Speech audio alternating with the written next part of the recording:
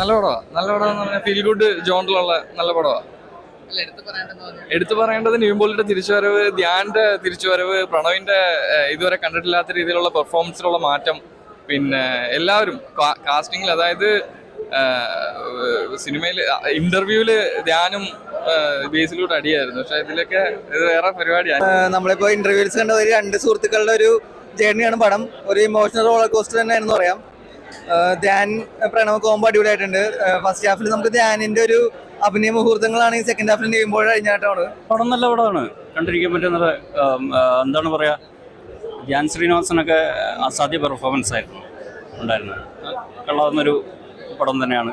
പിന്നെ നമ്മളെ ചില കുറേ ഭാഗങ്ങളിൽ പഴയ ലാലേട്ടൻ ശ്രീനിവാസൻ ആ കോമ്പോ നമുക്ക് അങ്ങനെ ഒരു ആ ഓർമ്മകളിലൊക്കെ അവരെ ഒരു ഇതൊക്കെ നമുക്ക് അങ്ങനെ നന്നായിട്ടുണ്ട്. പഴയ മോഹൻലാൽ ശ്രീനിവാസൻ കോമ്പോ ഫീൽ ചെയ്യുന്നുണ്ട്.